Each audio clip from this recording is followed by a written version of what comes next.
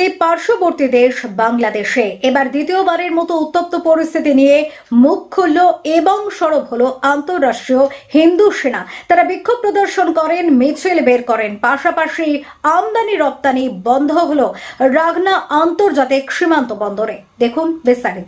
পার্শ্ববর্তী দেশ বাংলাদেশে দ্বিতীয়বারের মতো উত্তপ্ত পরিস্থিতি নিয়ে সরব আন্তঃরাষ্ট্রীয় হিন্দু সেনা।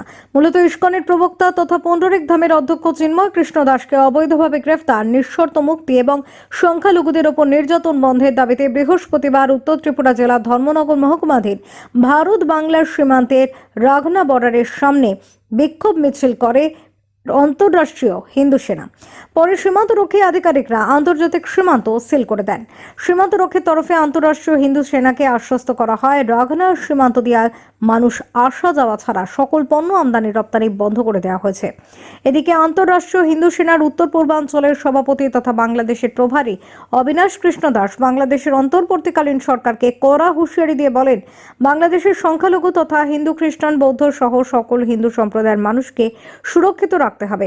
তাদের ধর্মীয় স্থান রক্ষা করে নিজ নিজ ধর্ম পালনের সুযোগ করে দিতে হবে। তাদের উপর অত্যাচার বন্ধ করতে হবে। একই সাথে ইস্কনের প্রবক্তা চিন্ময় কৃষ্ণ দাসকে নিঃশর্তে মুক্তি দিতে হবে।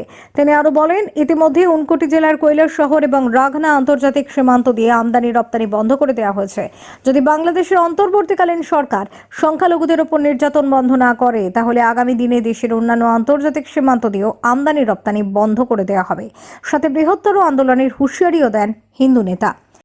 5ই আগস্টে বাংলাদেশের সরকার প্রত্যাবর্তন হয়েছে, সবাই আমরা জেনেছি।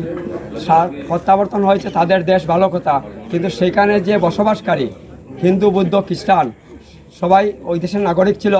তাদের উপরে অকথ্যভাবে অত্যাচার হয়েছে, তাদের বলপূর্বক তাদের সম্পত্তি লুট করা হয়েছে, নারী দর্শন করা হয়েছে, ধর্মান্তর করা হয়েছে। তারপরেও কিন্তু আমরা ভারত থেকে কোনো করি নাই, চুপ করি নাই।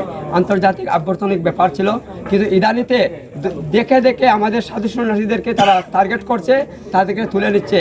গত 25 তারিখে হিন্দু হৃদয় সম্রাট, যিনি যার আওয়াজে শত শত হিন্দু জেগে উঠেছিল, লক্ষ লক্ষ হিন্দু জেগেছিল, আকাশের পাখিরা পর্যন্ত সাড়া দিয়েছিল, সেই চিন্ময় কৃষ্ণ দাস ব্রহ্মচারীকে ঢাকা থেকে অবৈধভাবে উঠিয়ে নিয়ে যায়।